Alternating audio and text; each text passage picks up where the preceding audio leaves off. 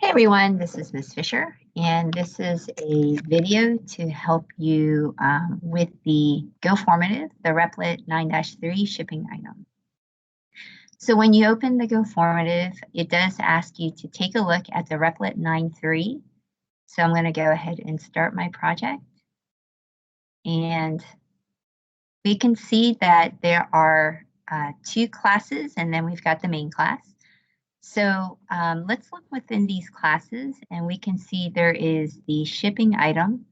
We're going to implement the method getCost, which is going to return a double, the cost of this particular shipping item. And then in insured shipping item, we need to declare it as a subclass of shipping item. So basically, this is a shipping item where you do have an additional cost of to insure the item. So let's go ahead and just declare this class as a subclass of shipping item.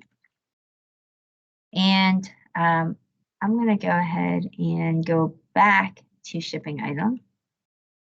It won't compile at this point because we do need to return some data, in this case, a double.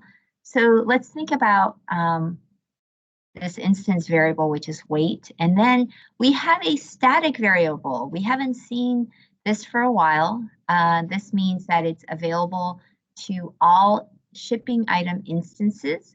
And so this is one copy for all shipping item objects. And this is a double constant. So we capitalize all the letters and it's assigned to 1.5. You can think of it as $1.50 per ounce. And weight is the weight in ounces. So you can just imagine how to get the cost of the shipping item. We're going to go ahead and multiply the weight by the cost per ounce. In other words, the number of ounces by the cost per ounce. So let's go ahead and return the weight times the constant, which is cost per ounce. Okay. And that's all we have to do for that method. And that is, I think, going to be getCost. You will just copy and paste that. The Go formative here. Okay, and you can indent just a little bit, making it easier for me to read your code. All right, let's go ahead and take a look at the insured shipping item. Here we've got two parts, part B and part C. So we've extended the class, so it's now declared as a subclass of shipping item. And we want to assign the weight, which is the inherited instance variable, weight.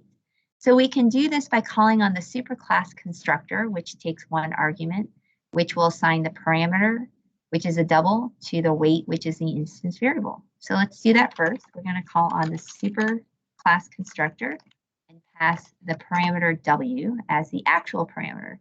And then the insured amount is the additional instance variable that insured shipping item has. And so let's go ahead and assign it the other formal parameter, which is a double.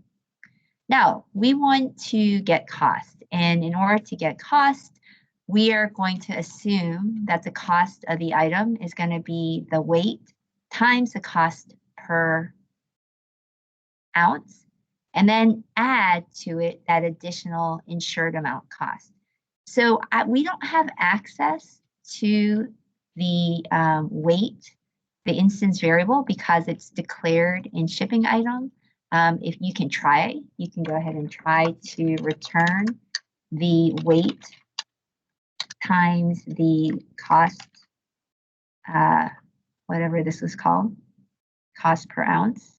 Okay, and if we try to do this here and then add the insured amount, okay, so you can already see we've got an error. Okay, if we run the program, it's going to say that it is private, right? It has private access. So what are we going to have to do to get the cost of the insured item? We know that we can call on the getCost from the superclass, which is the shipping item. That's going to return the weight times the cost per item. So in order to access the superclass method of getCost, we're just going to go ahead and type super dot, and that accesses a superclass method get cost. And then that will be returned, and then we're going to add insured amount, and we should be able to get cost. Okay. And then the last thing we want to do, so let's take a look at the main method.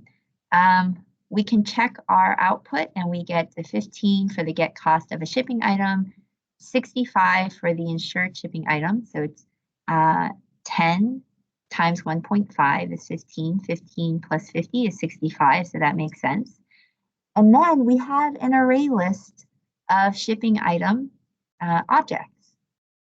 However, because an insured shipping item is a shipping item, we can also add to this array list not only shipping item objects, but also insured shipping item objects, and we don't get any error.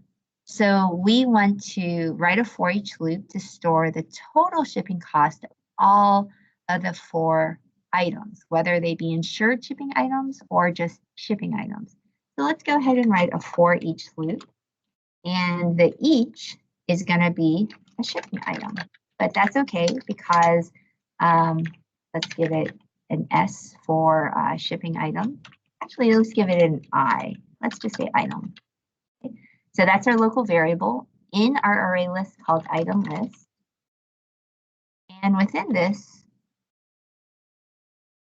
oh, do I already have item? Oh, yeah, I do. Oops, that's the name of a, yeah, I already have an item here.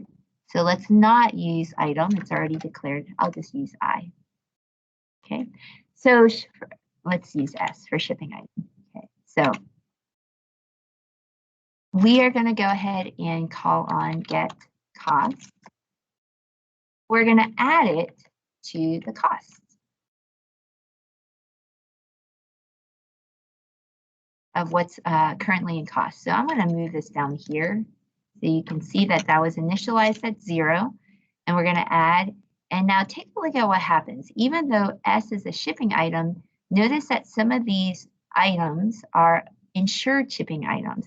So get cost is not only defined in the shipping item, the superclass, but it's also overridden in the insured shipping item. So when it's called upon an object where the actual object type is an insured shipping item, then this implementation is the one that will actually be executed.